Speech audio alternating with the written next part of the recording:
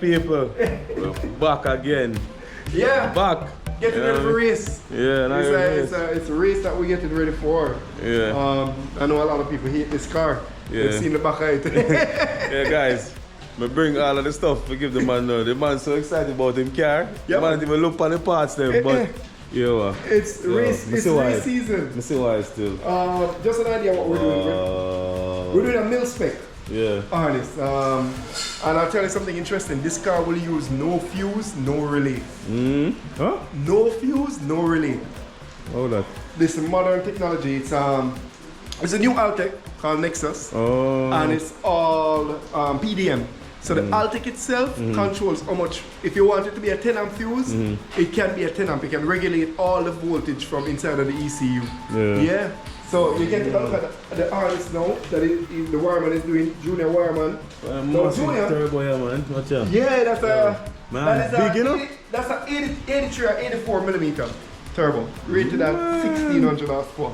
But the person who's doing it for us, he's the person who wore Grannis Supra.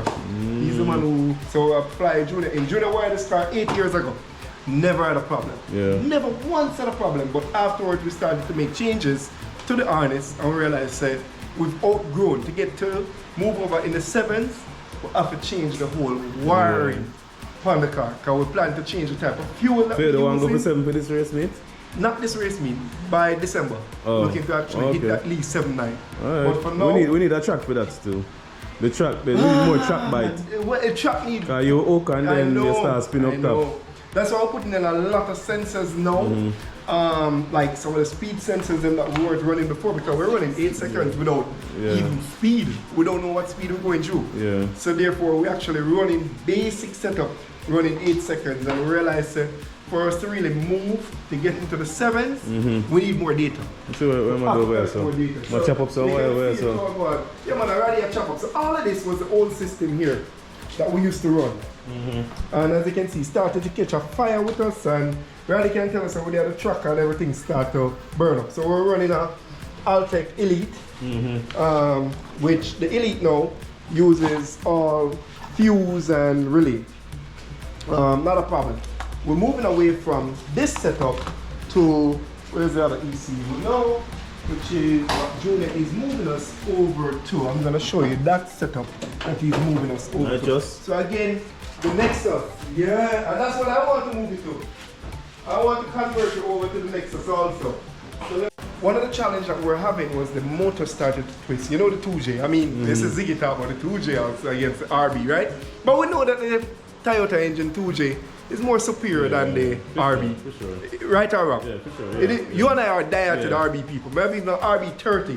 And still, the 2JZ is just it's easier to work with. It's easier. You're starting at a better platform. A stronger platform. And have more support in our region. That's what it is, we live close to the USA. If we go Australia, different story. If we go Australia, it's different. But we live closer to the US. Most of our support that we use to support our race car comes from the US market. And the US market is dominated by 2Js. So we have to use what actually support us, alright? One of the issues that the 2J have is, over time when you start to put power on it, the blocks start to twist. So to eliminate that, we have to run plates. So this engine have no engine mount. There's no engine mount running this engine. So we run 2 plates, a front plate and a mid plate at the back. So there's a billet plate here, and if you look to the back, you'll see one more. So the engine is almost in a casket on the chassis leg. What that means, when you sit in this driver's seat, you actually feel the rotation of the engine. Feel everything. You're sitting there and you're feeling the whole entire rotation of it. But what that means is I stop the block from twisting, because when the block twists, it would break at the end of the day. So now we're planning to go over to methanol. We're running ethanol right now. But with our climate, we see where the alcohol will be beneficial to us in keeping the engine cooler. And at that time we can get rid of weight by getting rid of these big intercoolers and stuff like that. So we have no more need for an intercooler when we change over to that fuel, which is going to be way cooler.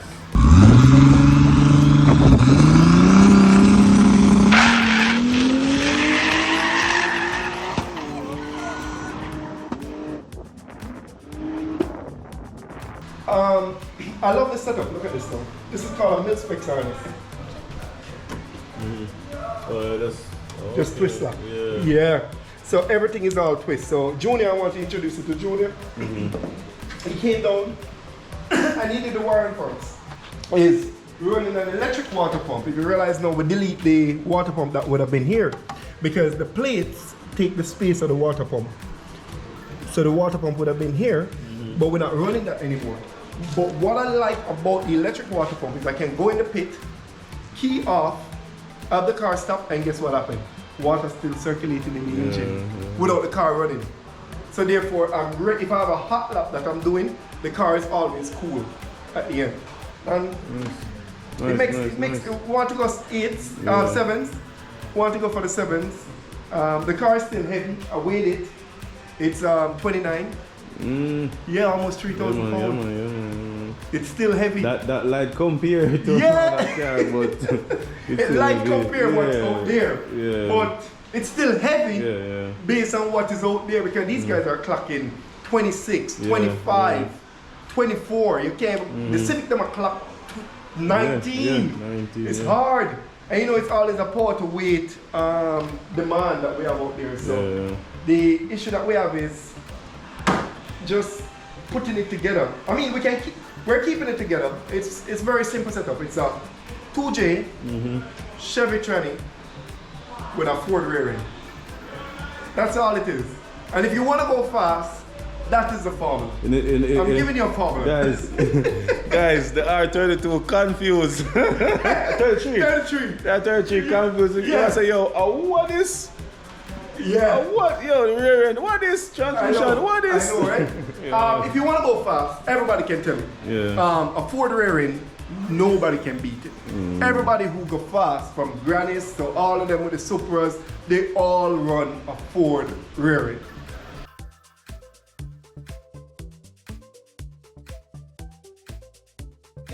So 8 years ago, Junior came down and wired my car. And I'm going to show you what 8 years of technology looks like and show you how fast. Now this ECU came out in 2015. And in 2015 when it came out, Altec Elite 2500, bad boy stuff and everything. I said, yeah, I want the latest. I want to just wire my car.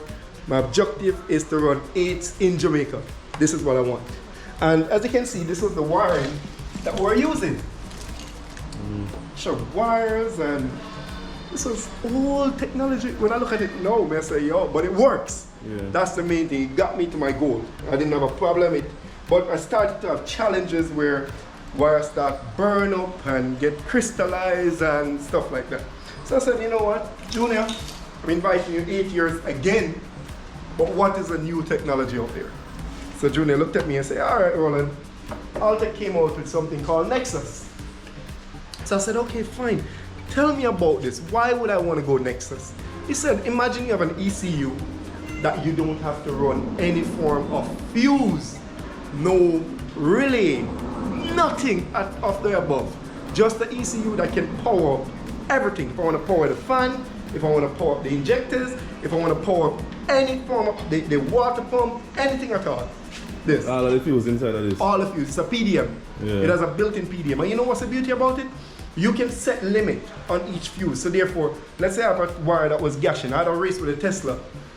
In this system, in the old system, I'll give you an idea what happened with me and the Tesla. I go for the trans brake and the car creep because the wire got shorted to the body of the vehicle. So it blew the fuse. With this ECU, you know what it would have done? Move it from a 10 amp to a 20 amp to a 30 amp, so it don't cost me the race. It don't cost me the race. And I'll tell you one of the beauty about it now. Smart computer that's really exactly, so it constantly moving the voltage and it'll retry and retry so it don't cost you a race. It allows you to finish the race and then you can come back and say, hey, what exactly is wrong? And it tell you what is wrong at the end.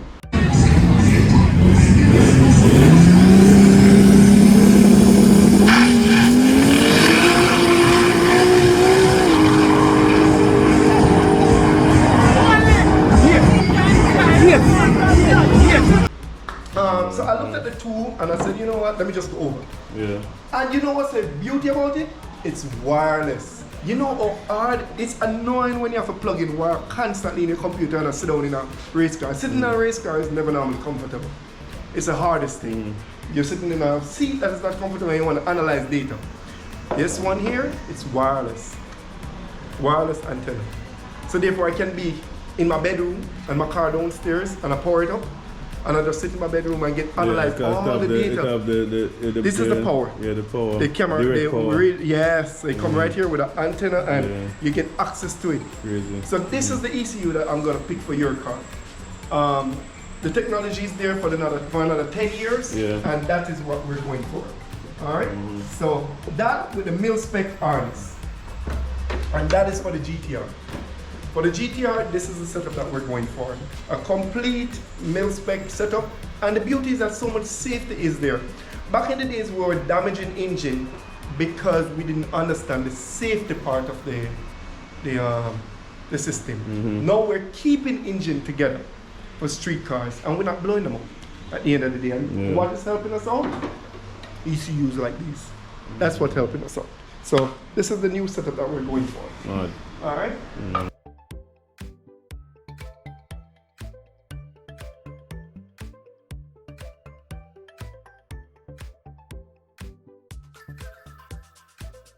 I bring this is for the muscle car. Yeah, so the control arms. So you get the control. I'm gonna put on all of them. Yeah, and two of this to come to. Yeah. You know them long bar there. Let's take it box. You can flip it on. Let's take the box, yeah. And then these seem like a chassis. Bushing chassis them. bushing them. Energy bushing them. Yeah. You can put it on there. So Junior is the one who do a lot of suspension work here. He's the one responsible for all of the suspension. So you might want to press out bushing and press in bushing. So all of them bushing here, Junior. Yeah. So they look like the body control. Body bushing. Alright. So we're definitely going to take care of that for you. So put them here in the multi car. Just put them down there now and you put them in the truck. Right. So we can put those in. Give us I'd say about Wednesday. Yeah. From this Wednesday. Next Wednesday. Yeah. Can race come up, so we don't say exactly. Go and prepare to carry them on. Yeah, so this Wednesday you can come by and we should have a test drive for the okay, yeah, man. Alright. Yeah, we're not far today. We don't want to drive the Genesis today, so. Yeah, I mean, and it feels good for 490. Yeah. But 10 pound a boost, the thing just go. It move. It a move for the 10 pound a boost. Yeah. I like it. I like it. I mean, for 10 pound a boost, we're now at 1150. So, I want to keep my wife safe at the end of the day. So, she want to do it? Yeah, so. man. Alright, guys. So, bring everything come to Yes. So I'm saying next week. Yeah. We're going to put on a suspension, and then that way they can put it on the rollers and put on the roller and get some doing. numbers and get some fuel data. Yeah. And but go on the alignment stand first though. Yes. So first is to change all the rubbers on the back end and then put it on the alignment stand. Once you put it on the alignment stand, then we can make sure everything, the car, we want to make the track straight. Yeah, man. Last time when I changed the gear. Yeah, man, it's all over the place. So the key is, can we get it? We're going to get it to track straight. Yeah, man. All right? Yeah, man. So we know that we have everything. So, no hear that. So, now go see it soon, alright, guys? Alright. So, yeah, we're going to head back over. Rain falling, so we can't test drive no car today. Yeah, and this is battery come back, back, right? Yeah, that's your battery. Alright, no problem. So, when I come back, we'll test drive the Skyline and the Genesis. Yeah. No, Burnham Field. Yeah, Burnham Field this Sunday, right? Yeah, man. Yeah, man. We're going to strap to Asafa. Alright. Where you say? Yeah, man. We're on it, man. Give answer now. Yeah, man. Answer to the people. Yes, we're on it. Because I have a helmet, you know. You have the helmet, yeah. Bring your helmet. Oh, me take it out. But I have the helmet. They're going to give you a hands device. I have the hands device. So protect your neck and all them stuff there. So, we're going to put Asafa in the 8-second car and tell him we go flat out, don't burn and feel. Hopefully we don't pick him up and wait, give him a bit or wait a bit. Yo! Let's see how he reacts to it. Yo, Robert, make sure to put some track bite all the way down the track, you know. Cause, yo. I can't even imagine how that feels. Yeah. Because I've never been in a 8-second car before. I've never been in a 9-second car before. I mean, yeah, I've been in one. My Skyline when it made 1,000 horsepower. Yeah. Of course it was a 9-second, but I've never actually go down the track. Yeah, gone it down the track with that power. This is gonna be a slingshot effect. Yeah, man. Slingshot effect. So let's see what it is.